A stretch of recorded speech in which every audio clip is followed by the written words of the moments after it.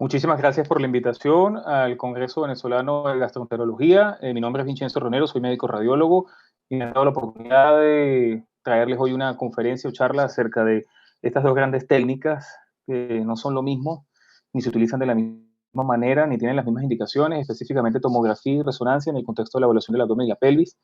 Esto es un compacto de información que nos permite estar más seguros a la hora de cuándo elegir una de ellas y cómo elegir cada una de estas técnicas de manera apropiada en los diferentes contextos, o me refiero a contextos clínicos en la esfera abdomen y pelvis. La diversidad de pruebas de imágenes puede confundir al médico tratante y generalmente lo hace, generando estudios costosos que no satisfacen sus dudas diagnósticas en un porcentaje significativo, generando de esta manera o repetir las pruebas con diferentes protocolos o cambiar de técnica. Tenemos entonces, durante esta conferencia vamos a hablar de tomografía computada y resonancia magnética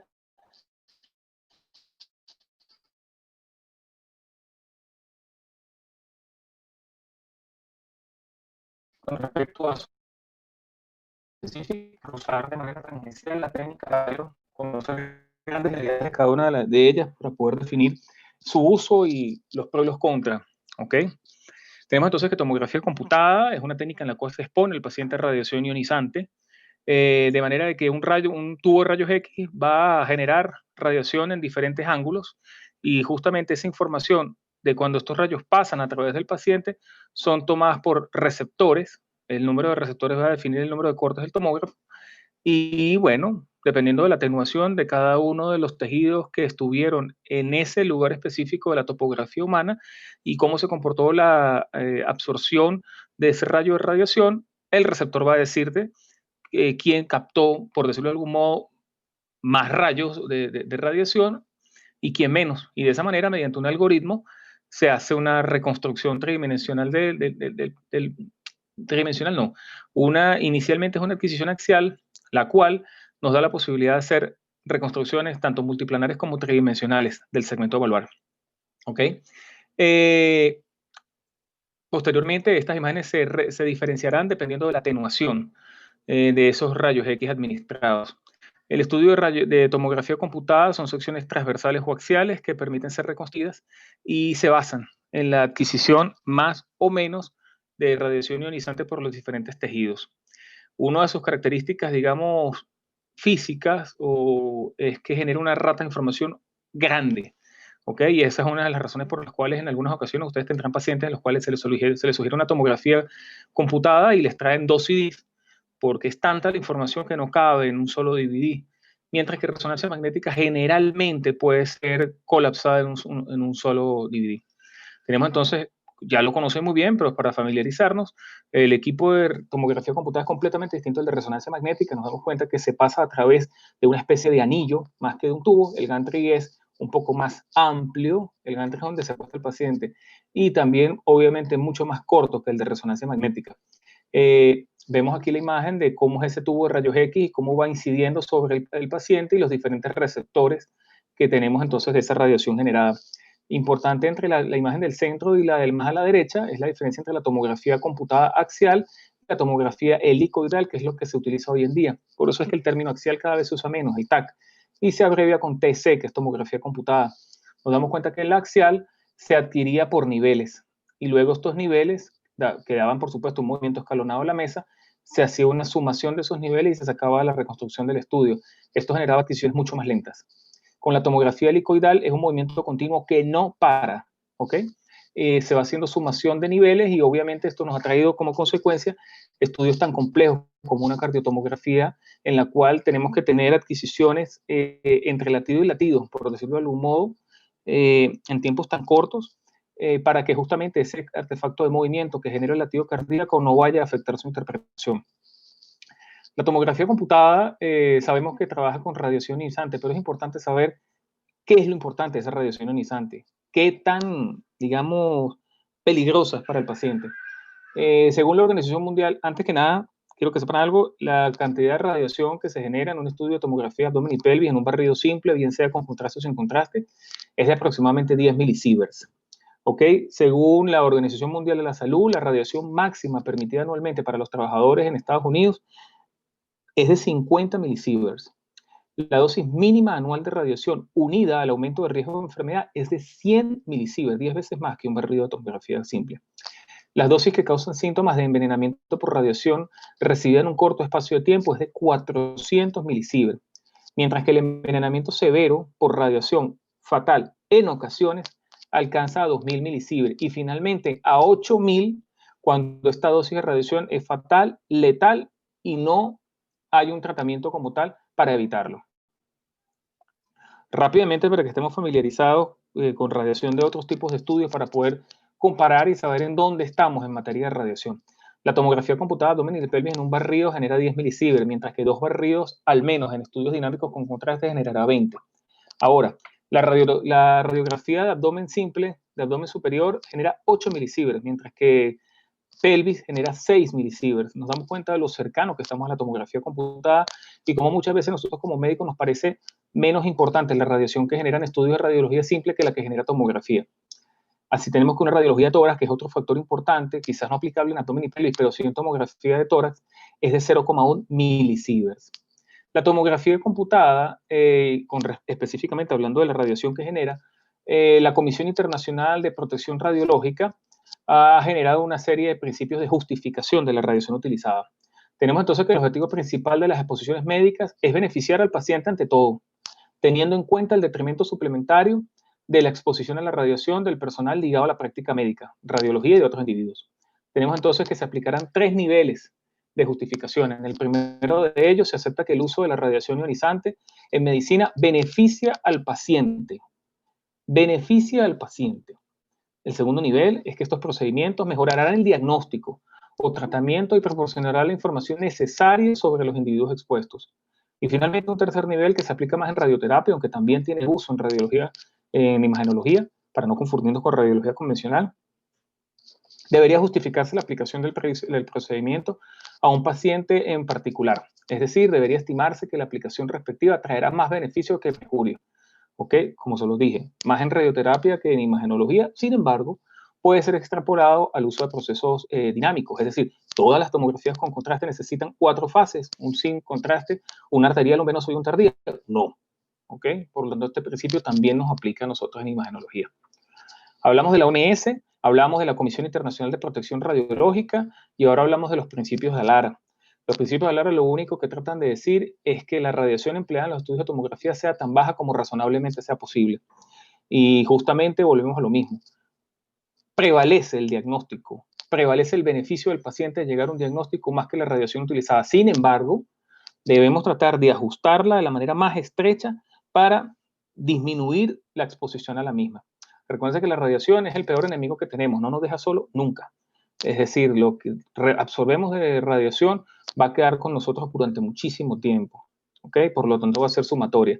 Sin embargo, los números que les di en materia de la Organización Mundial de la Salud es la cantidad de radiación que podemos permitirnos tomar anualmente, sin importar este factor sumatorio. Con respecto a resonancia magnética, tenemos que es un procedimiento de imágenes no invasivo, que a diferencia de la tomografía, no requiere radiación. Tiene tiempos mucho más extensos de adquisición. Dependiendo del segmento, habrán varias secuencias. Aquí no es como resonancia magnética, que adquirimos un slide, una adquisición, y puede tener reconstrucciones volumétricas. Aquí no. Aquí debemos hacer secuencias para los diferentes planos. A no ser que utilicemos una secuencia especial de T1 para reconstrucción, que es mucho más lenta y mucho más larga, pero permite reconstrucciones. Sin embargo, la mayoría de las secuencias no permiten este artilugio. El gantry o túnel donde entra el paciente es más estrecho y mucho más largo. Por eso la forma del resonador magnético, lo que genera ataques de claustrofobia. Además, genera imágenes del cuerpo humano a través de un campo magnético que lo genera justamente el resonador, esa gran bobina en el cual está envuelto el paciente en el momento de realizar el estudio. Y son las ondas de radiofrecuencia que aplicamos al individuo, lo que generará una respuesta que será tomada por las bobinas y finalmente, mediante un proceso bastante complejo, matemático y físico, es que se da una organización de esta información y una posterior, mejor dicho, para una posterior interpretación clínica. Esto se hace, por supuesto, en palabras generales, midiendo la cantidad de iones de hidrógeno en el organismo. Vemos aquí una imagen, digamos, para que recordemos cómo es la estructura del resonador magnético, nos damos cuenta que el paciente queda dentro del resonador magnético y adicionalmente que dependiendo del segmento que vamos a evaluar, ese segmento tiene que entrar en el centro del resonador, tiene que estar en el isocentro. Por lo tanto, abdomen y pelvis generará un paciente que está casi completamente incluido en el resonador magnético. El resonador es capaz de extenderse más o menos a 2/3 partes o 4/5 partes de la extensión del cuerpo. Los plus de la resonancia magnética tenemos entonces que es la resolución de partes blandas, que también lo llaman resolución de contraste, que es diferente a decir resolución espacial. En resolución espacial es mayor el tomógrafo. Da información funcional, tiene una mayor sensibilidad a cambios tempranos, esto nos permite predecir cambios en tratamientos en el caso de quimioterapia o radioterapia. Es capaz de saturar a grandes rasgos grasa. El resonador nos da la posibilidad, una vez reconocido, digamos, la contextura molecular de ese tejido que estemos evaluando, en este caso grasa, le podemos decir que lo sustituya, o mejor dicho, no lo que lo sustituya, perdón, simplemente que no lo sustraiga de la imagen. Y es aquí donde salen justamente estas secuencias con saturación grasa y con saturación líquido. ¿Qué importancia tiene esto? En el caso de grasa, obviamente, al quitar toda la grasa del celular subcutáneo, al quitar toda la grasa del mesenterio, toda la grasa peritoneal y retroperitoneal, y utilizando secuencias dinámicas al mismo tiempo, vamos a tener una mejor evaluación de los comportamientos de realce. Adicionalmente, al quitar líquido, entre comillas, normal, vamos a poder definir qué es edema y qué no. Importancia, utilización, evaluación de adenomas, teratomas y angiomyolipomas, por lo menos en la saturación grasa. La resonancia magnética es el único método capaz de detectar y medir la difusión de moléculas de agua. ¿Tiene su importancia? Sí, y tiene mucha importancia. La medición del movimiento, como lo vamos a ver más adelante, de las moléculas de agua, tiene importancia no solamente desde el punto de vista de poder definir exactamente qué es lo que estamos viendo, sino también cómo es su comportamiento a nivel tisular, es decir, hay indicios que nos hablen de que el comportamiento tisular de este hallazgo es diferente al resto de los tejidos que están a su alrededor. Y por supuesto, podernos llevar a un diagnóstico o un acercamiento diagnóstico de qué es exactamente lo que estamos viendo. Más adelante vamos a hablar de esto, no se preocupen. Permite además la medición cualitativa y cuantitativa de metabolitos y es lo que conocemos con el nombre de espectroscopía. La difusión es una propiedad física que describe el movimiento aleatorio o browniano de las moléculas de agua en el tejido como respuesta a energía térmica. El mayor o menor grado de movimiento de dichas moléculas de agua en el medio extracelular va a estar condicionado por 3 variables: cantidad de células, celularidad; la integridad de las membranas, bomba sodio-potasio TPasa; viscosidad de los tejidos, a través de las cuales dichas moléculas tienen que moverse. Estas tres variables van a definirnos si algo restringe más o menos. Y es importante porque en el caso de cantidad de celularidad, piensen automáticamente en patología oncológica. En el caso de la integridad de las membranas, difusión de membranas, habla de tipos de edema citotóxico o edema vasogénico. La viscosidad del tejido, podemos diferenciar un tejido sólido a un absceso. ¿Es importante? Sí. En muchos casos, estos son pitfalls que en otros tipos de técnicas de imágenes pueden llegar a confundir al especialista en imágenes, independientemente de que sea el tratante o el médico radiólogo. La resonancia magnética nos saca de estos pitfalls. En los tejidos con gran celularidad, como son los tumores malignos, el movimiento de las moléculas de agua será limitado y, por tanto, la difusión va a ser restringida. Trayendo algunos casos del American College of Radiology con respecto a cuándo utilizar tomografía y resonancia, quise traer varios contextos clínicos para ver cuáles eran las recomendaciones a grandes rasgos. Posteriormente vamos a hablar algunos pros y contras de cada una de esas técnicas en estos contextos para poder así estar más familiarizados con el uso de una u otra técnica. Tenemos entonces que en el caso de cáncer pancreático ductal, hablando de un estadio inicial o una imagenología de un estadio inicial o un seguimiento, en ambos casos la tomografía computada con contraste endovenoso y la resonancia magnética tienen la misma importancia o la misma utilidad. Como factor importante, la tomografía computada se utilizaría con un protocolo restringido del número de fases. Específicamente, estos 3 signos de radiación hablan de que estamos utilizando un promedio de 10 milisievert, es decir, un barrido único. En el caso de un seguimiento de terapia neoadyuvante, volvemos a lo mismo, tomografía y resonancia tienen la misma importancia para el Colegio Americano de Radiología con respecto al uso imagenológico de esta evaluación. Cosa diferente pasa en la ictericia. Tenemos 3 casos distintos en el cual Contexto, sí, el contexto general, ictericia. Sin embargo, la ausencia de factores predisponentes, podemos utilizar ecografía, podemos utilizar tomografía contrastada, una sola fase, o podemos usar resonancia magnética y agregarle protocolos de colangioresonancia. Los tres son aceptados, tienen el mismo nivel de evidencia.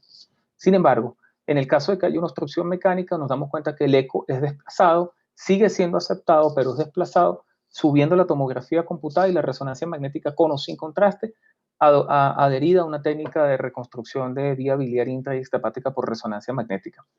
Y finalmente, en aquellos en los cuales ya no se está sospechando una técnica, una patología obstructiva, bien sea litiásico tumoral, sino una patología médica metabólico-funcional, nos damos cuenta que la resonancia magnética pasa al primer plano, quizás por su posibilidad de evaluación difusa de parénquima, comportamiento de infiltración grasa, contenido de hierro, pasa a un primer, digamos, escalón. Sin embargo, el nivel de evidencia habla de que los tres métodos pueden ser utilizados como primer estudio de imágenes en ese contexto. En el caso de dolor abdominal, nos estamos refiriendo específicamente a dolor abdominal no localizado agudo. Paciente neutropénico, tomografía computada. Paciente no neutropénico, sin ningún agregado específico, tomografía computada, con contraste o sin contraste. Sigue siendo la primera opción. Sin embargo, en esta segunda oportunidad entra la resonancia magnética para el mismo nivel de evidencia. Lo que quiero que vayamos viendo con estos ejemplos es que la tomografía computada, casi en el 95% de los casos, es la primera herramienta que vamos a localizar, lo vamos a utilizar, sin importar que sea un tumor pancreático, si sea un caso de ictericia obstructiva o no obstructiva metabólica, el caso que sea un dolor abdominal no localizado, agudo, bien sea neutropénico o no neutropénico, siempre la tomografía entra entre los primeros. En este otro caso, dolor abdominal no localizado, agudo, que se asocia a fiebre. Entra la tomografía computada, incluso tiene mayor nivel de evidencia a nivel de su uso que la resonancia magnética y el eco. Des en cuenta en la diferencia de los colores y la aceptación, según Colegio Americano, según la evidencia en Colegio Americano de Radiología, a la hora de resolver dudas.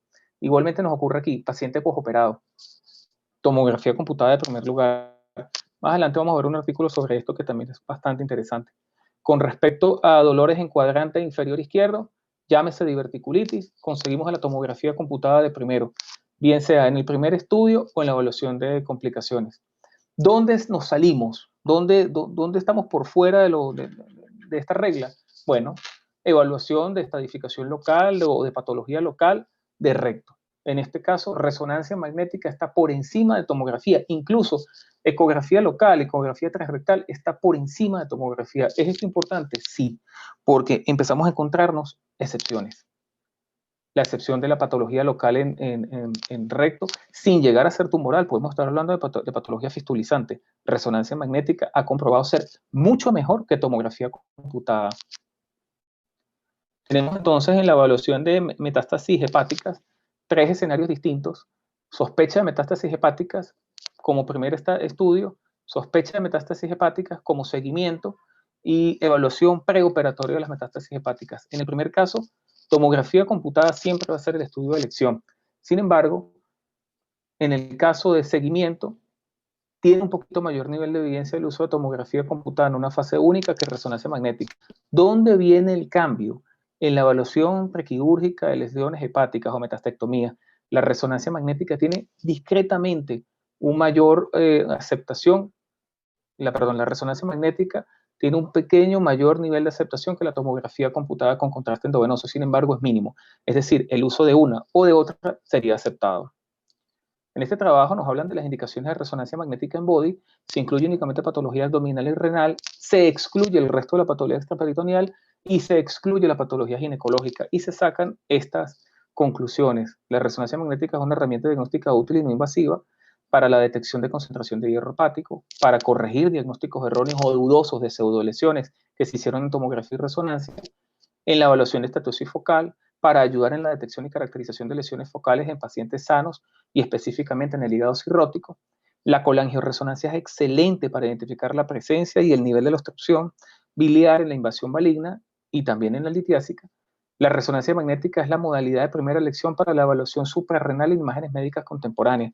Si bien es cierto el gold estándar para la evaluación de la tomografía de la patología suprarrenal es la tomografía computada dinámica, sin la utilización de contraste endovenoso, resonancia magnética prueba que da más información. Y es útil finalmente en la evaluación de patología renal y esplénica para evaluar mejor la estadificación locorregional. Aquí les quería mostrar algo, como ustedes ya bien lo saben, en sospechas de apendicitis, tomografía computada está por encima. La única diferencia que vimos por lo menos en este análisis, a diferencia del American College of Radiology, es que ya empiezan a hablar de que se aceptan niveles mayores de radiación para la caracterización. ¿Ok? Des en cuenta, están hablando de que se aceptan entre 10 y 20 milisieverts, eso nos están diciendo en pocas palabras, que se aceptan más de un barrido, máximo 2, para la caracterización de las alteraciones, específicamente para la caracterización de complicaciones en la apendicitis. Tenemos entonces aquí otro caso en el dolor abdominal con dolor y fiebre, lo mismo, tomografía computada por encima de todos. Otro artículo, una revisión acerca de la evaluación imagenológica en el adenocarcinoma pancreático, hablan justamente de que uno de los problemas que hay en la evaluación de carcinoma pancreático por resonancia magnética es el artefacto de movimiento por respiración. Esto es quizás una de las cosas que, oye, más nos complica decidir que está a la misma altura o por encima de tomografía. Pero nos hace la salvedad que el hecho de que los tumores pancreáticos tengan una restricción tan significativa en difusión, nos permite una caracterización incluso sin la administración de contraste endovenoso, cosa que lo diferencia completamente de la tomografía computada, en los cuales vamos a encontrar lesiones isoatenuantes. Ok, aquí hay un artículo pediátrico que me gustó mucho que habla de cuándo utilizar tomografía o resonancia magnética, habla de la habilidad de la tomografía en su resolución espacial, tiene una buena resolución de contraste, generar estudios con mínimo contraste, pero hay, por supuesto, la capacidad de repetirlos. Es más posible conseguir un personal técnico que sea capaz de complementar o repetir un estudio tomográfico sin llegar a limitar la calidad técnica que hacerlo en resonancia. Y dice una máxima que a mí me gustó muchísimo, que dice, en estos casos yo prefiero una tomografía computada bien hecha que una resonancia magnética substándar. ¿Por qué? Porque, bueno, obviamente la resonancia magnética es un estudio que de por sí no es fácil de interpretar. Si lo hacemos, si las medidas satisfactorias o criterios de realización, va a ser aún más difícil de interpretar y va a ser más probable que no saquemos la información clínica que estamos buscando. Aquí con respecto a otro artículo acerca de cáncer pancreático, conseguí que, bueno, me gustó mucho que las ventajas y desventajas entre los dos métodos van a girar en torno a qué capacidad tienen de, me refiero a tomografía y resonancia, de identificar el tumor primario, la posibilidad de resecarlo, ver metástasis a distancia y el seguimiento del tratamiento. Según estos 4 criterios, la tomografía computada multidetector ha demostrado el mejor desempeño para la evaluación de la afectación vascular, que es el factor determinante para predecir la resecabilidad. Dado el mayor contraste de tejidos que aporta la resonancia magnética en comparación con la tomografía computada, existen varias situaciones en las cuales resonancia puede estar por encima de tomografía, que son tumores muy pequeños, tumores en una cabeza pancreática hipertrófica, cáncer de páncreas isoatenuado, lo dijimos anteriormente, infiltración grasa focal del parénquima. Estos cuatro contextos nuevos tendrán que estar acompañados obligatoriamente con una secuencia de difusión. Y lo digo obligatoriamente porque hoy en día aún hay lugares donde no se utiliza resonancia magnética como una secuencia primordial en el estudio. Rápidamente, un artículo acerca de cuál es la utilidad de difusión en estudios oncológicos. Tenemos, como lo vimos anteriormente, que es una técnica que aporta información de celularidad y arquitectura de la membrana celular. Una de las contribuciones destacadas es justamente la diferenciación entre procesos tumorales malignos y benignos, aunque parece cuestionable, es cierto, porque el absceso, ambos van a restringir, por eso que digo, es cuestionable. Sin embargo, la mayoría de los estudios sugieren que los tumores malignos tienen valores ADC mucho más bajos que los benignos. ¿Okay? Y eso sería una posibilidad para diferenciar estas dos patologías. La difusión también es útil para evaluar la respuesta de los tumores a tratamiento en varias partes del cuerpo. La combinación de los valores de resonancia convencional con la difusión y sus coeficientes en el ADC proporciona información útil para poder saber si hay respuesta o no a tratamiento. Adicional a la ausencia de radiación, a la ausencia de material de contraste intravenoso, en vista que podemos llegar a estas conclusiones incluso sin fases dinámicas, y que si tuviésemos que utilizar o simplificar el protocolo de resonancia magnética, una buena secuencia morfológica oncológica como el T2 con una difusión sería una técnica rápida con una información cuantitativa excelente que aportaría acerca del comportamiento de la lesión en ese momento según la medición de la ADC. Aquí un artículo muy rápido, esto quizás se sale un poquito de lo que estamos hablando, y fue un artículo en el cual trataron de evaluar a los pacientes únicamente consecuencias de morfológicas T1 y T2 y difusión sin contraste endovenoso, y los compararon con pacientes que eran evaluados con contraste endovenoso. ¿Para qué? Para ver si en algún momento va a ser posible simplificar y utilizar únicamente secuencias de difusión. Los resultados fueron excelentes.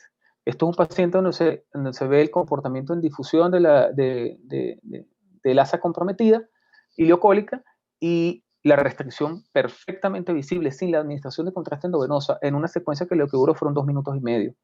Lo que llamó la atención es que el comportamiento dinámico de la lesión no podía ser visto muy bien en difusión. ¿Por qué? En pacientes con enfermedad inflamatoria intestinal, justamente las características del realce se han tomado como una especie de marcador de actividad. Y poder definir una estratificación, una hiperemia mucosal, nos da la posibilidad de conocer que probablemente esta enfermedad sea aguda. ¿Qué es lo que ocurre en la difusión? La difusión nos dice, efectivamente hay una restricción transparietal, ¿ok? Pero no nos dice las características de la afectación de las distintas capas de la pared. Por lo tanto, no sabemos si esta restricción solo está hablando de una inflamación crónica, aguda o una inflamación crónica, mientras que el dinámico sí lo permite. Aún así, siguen los estudios en esta materia y bueno, yo creo que en algún momento vamos a tener alguna información adicional. Todo lo que hemos visto hasta ahora, lo que busca es que tengamos criterio. Hagamos caso a la señora Roosevelt. Aprender de los errores de los demás es esencial, en vista de que no se puede ir lo suficiente para cometerlos todos. Hasta ahora les he dicho reiteradas veces que los protocolos por resonancia magnética son largos, pueden durar incluso 60 minutos. Yo he visto incluso mayores. Pero bueno, hay buenas noticias. En el año 2018, el NYU, junto con el Instituto de Inteligencia Artificial de Facebook, empezaron a estudiar resonancias magnéticas para acelerarlas, para tratar de disminuir el 90% el tiempo de adquisición de estos estudios. Dijeron que en un año iban a tener la respuesta, no la tuvieron en 2019, pero sí lo hicieron entre el segundo y tercer trimestre de 2020. Tardaron un poco más del tiempo. Dicen cómo lo lograron, evaluaron 108 pacientes, por ahora han sido estudios musculoesqueléticos, agarraron 6 radiólogos, se les envió los resultados de ambos resonadores, no se les dijo cuál era el resonador que se estaba utilizando, y vieron qué tal eran los diagnósticos, si eran similares, y si el radiólogo podía darse cuenta de qué resonador, o mejor dicho, qué técnica era por un resonador convencional y cuál era la abreviada. Solo uno de ellos se pudo dar cuenta. De resto, los diagnósticos eran similares. ¿Ok? ¿Cómo lo hicieron? Ellos simplemente lo que tratan de hacer es agarrar el 25% de adquisiciones y desde allí reconstruir el 75% de adquisiciones que no fueron tomadas. Los resultados son bastante satisfactorios. Estas 2 resonancias magnéticas, yo les digo la verdad, yo tengo que dejar la reseña abajo porque a veces es hasta difícil darse cuenta cuál es cuál. En este caso, esta fue tomada con un método o con una técnica convencional que puede haber sido de 12, 18 minutos, dependiendo de cuántas secuencias se hicieron y cuántas saturaciones. Y esta fue realizada con una técnica recortada, que probablemente pudo haber durado entre 2 minutos y 3 minutos. Si bien es cierto, cualquiera me puede decir, oye, pero hay mucho más detalle en esta que en esta resonancia. Sí, tienen razón. Pero recuérdense que estos cambios a nivel de detalle también se pueden lograr en técnicas convencionales simplemente disminuyendo los tiempos de adquisición. ¿Ok? Por lo tanto, no es esta la única diferencia que deberíamos ver. En otras palabras, yo puedo tener estas 2 imágenes incluso sin utilizar este protocolo de Fast MRI que ellos crearon. Por lo tanto, los resultados hasta ahora son excelentes. Solo hay que ver si van a poder ser extrapolados a Body, que es quizás en esta esfera lo que más nos interesa. Con respecto a información para llevar a casa, ya vamos terminando, no todos los estudios son iguales, especialmente los que llevan contraste endovenoso. Es decir, no todos los pacientes necesitan 4 fases para ser evaluados. Algunos incluso podemos pasar directamente a una fase con contraste. Todos los pacientes deben ser individualizados, dependerá de la patología a evaluar, no solo en el número de fases, sino incluso en el volumen de contraste. Si bien es cierto, a todos los calculamos entre 1 y 1.5 cc por kilo de peso, habrá pacientes que por su contextura, por la patología base que queremos evaluar, necesitaremos incluso llegar hasta 2 cc de contraste. La tomografía no es igual en resonancia magnética desde el punto de vista de radiación, tiempos de adquisición, resolución espacial, resolución de contraste, tipos de contraste endovenoso, condiciones de estrés al cual es expuesto el paciente y artefactos que se pueden crear. Hay muchas razones por las cuales ambos métodos son diferentes. La radiación usada en el entorno médico diagnóstico es segura.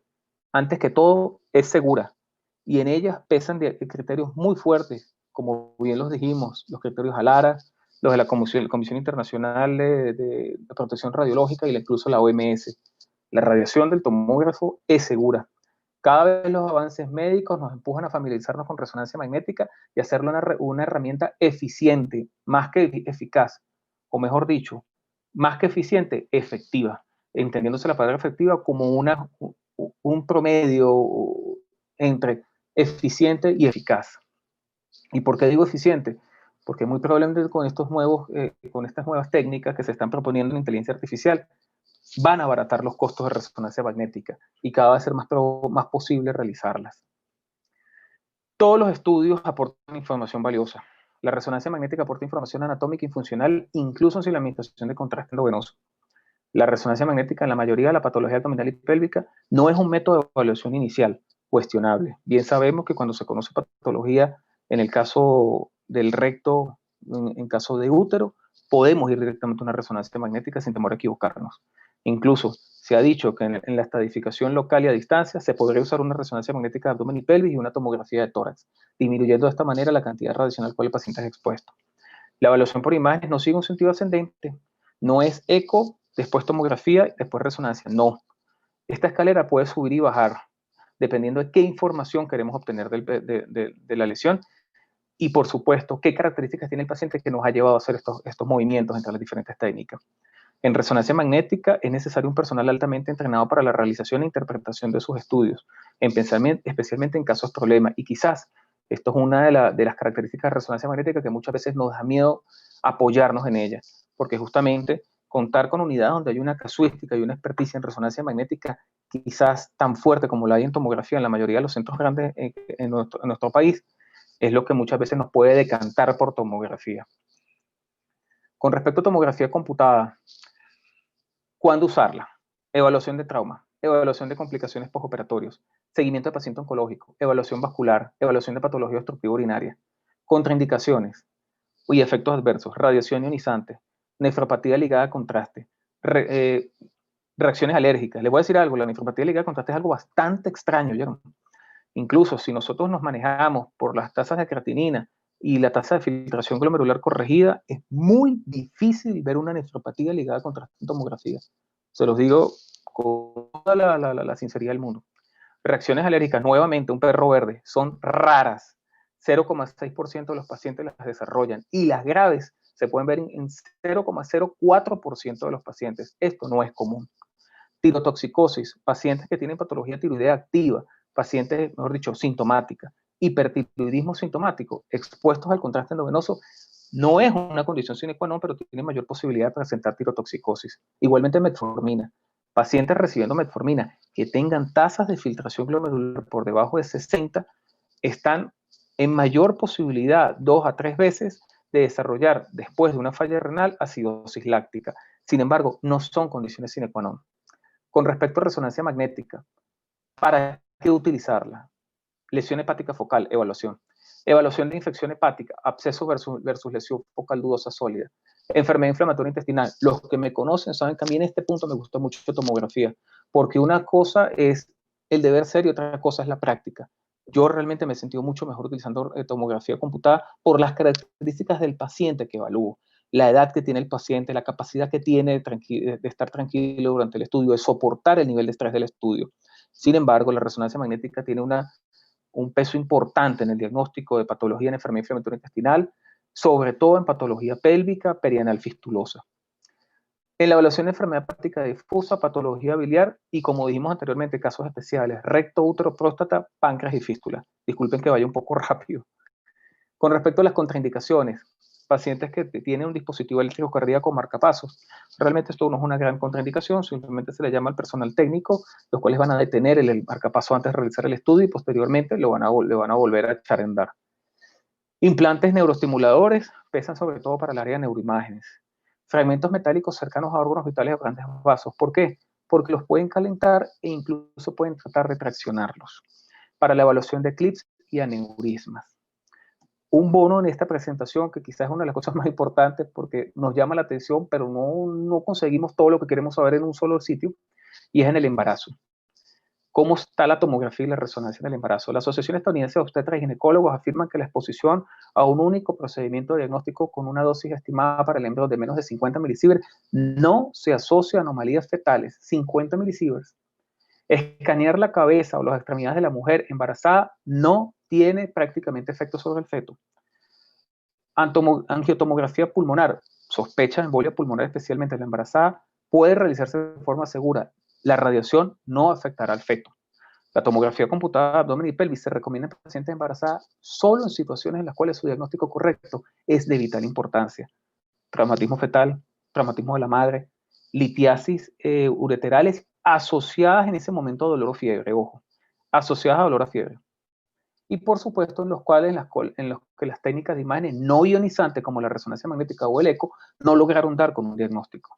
En estos casos se recomendará obviamente técnicas de un solo disparo.